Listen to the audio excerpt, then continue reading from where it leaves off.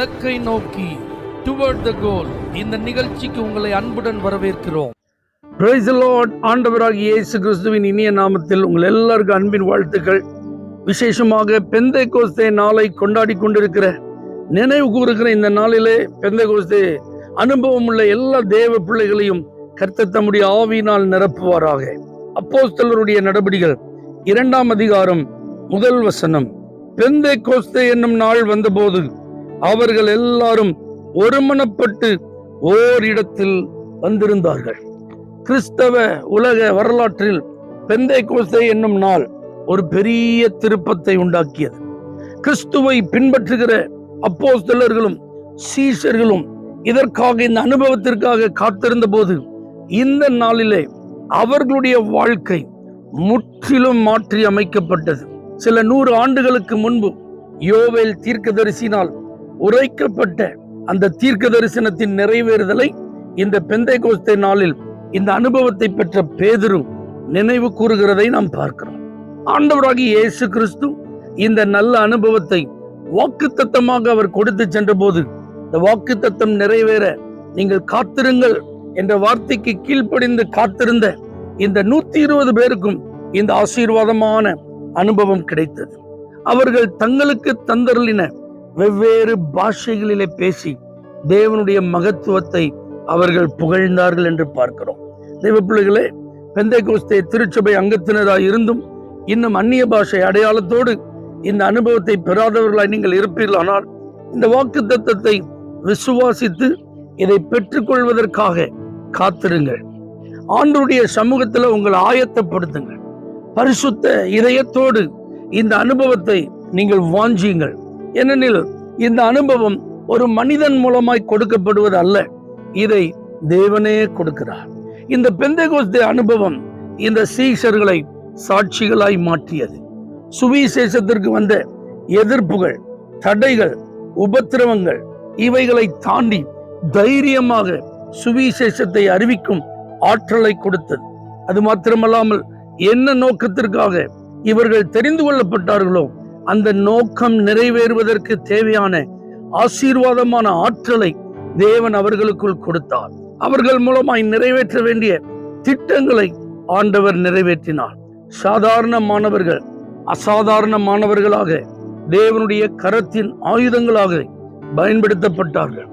அவர்கள் ஆசீர்வதிக்கப்பட்டது மாத்திரமல்லாமல் அநேகருக்கு ஆசீர்வாதமாய் மாறினார்கள். தேவ பிள்ளைகளை, இந்த பெந்தேகோஸ்தே அனுபவம் நிச்சயம் உங்களுடைய வாழ்வில் இருக்குமானால் நீங்கள் உயிருள்ள தேவனுக்கு ஜீவனுள்ள சாட்சிகளாய் இருப்பீர்கள் என்பதில் சந்தேகமே இல்லை. பலவீனமான, பயந்த நிலையில் இருக்கிற, அனுபவம் இல்லாத, ஆற்றல் இல்லை என்று சொல்லிக் கொண்டிருக்கிற உங்களை கர்த்தர் அசாதாரணமானவர்களாக தேவனுடைய ராஜ்யம் கட்டி எழுப்பப்படுவதற்கு ஒரு பயனுள்ள பாத்திரமாக அவர் உங்களை மாற்றுவார் என்பதில் சந்தேகமே இல்லை. இந்த பரிசுத்த ஆவியினால் நிரப்பப்பட்டவர்கள் கனி கொடுக்கிறவர்களாய் இருப்பார்கள், வரம் பெற்றவர்களாய் இருப்பார்கள், தேவனுடைய சித்தத்தை நிறைவேற்றி முடிக்கிறவர்களாய் இருப்பார்கள். இன்னைக்கு கனியுள்ள ஜீவியம், இவர்கள் தேவனை பிரதிபலிக்கிறவர்கள். இதற்கு பரிசுத்த ஆவியின் வல்லமை நிச்சயமாக நமக்கு தேவை. பரிசுத்த ஆவியானவரின் ஆலோசனைகள் நிச்சயமாக தேவை.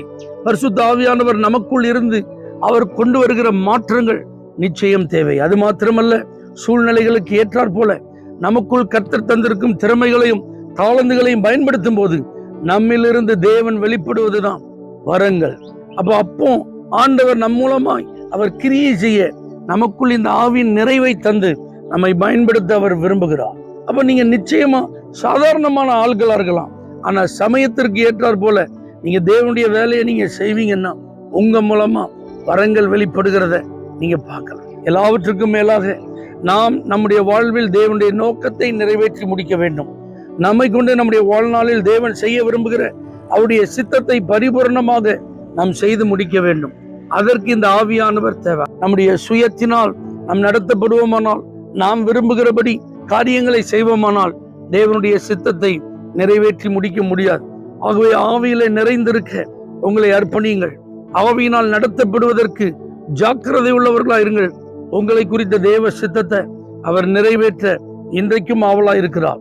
ஆகவே இந்த பெந்தேகோஸ்தே நாள் என்பது ஏதோ 2 பாடல்களை பாடி ஆவியில நிறைந்து கைதட்டி அந்நிய பாஷை பேசுகிறதோடு நின்று விடுகிறது என்று தயவு செய்து நீங்கள் நினைக்க வேண்டாம். அது அதனுடைய ஆரம்ப நிலை. இதுல இன்னும் ஏராளமான ஆசீர்வாதமான அனுபவங்கள் உண்டு. அதை வாஞ்சியுங்கள். ஆவியில நிறைந்து ஆவியினால் நடத்தப்பட்டு தேவனுடைய நோக்கத்தை நிறைவேற்றுங்கள். இந்த நல்ல நாள் இனி வரக்கூடிய ஒவ்வொரு நாளிலும் உங்களை ஆச்சரியமான பாதையிலே இந்த அனுபவத்தின் மூலமாய் நடத்தி செல்ல உதவியாயிருக்கும் என்பதில் சந்தேகமில்லை.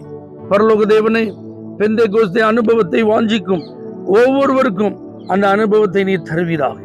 ஆவியினால் நிரப்பப்பட்டு ஆவியானவரால் நடத்தப்பட்டு உம்முடைய பரிபூரண சித்தத்தை நிறைவேற்றி சாட்சிகளாய் ஜீவிக்க பலன் தார்.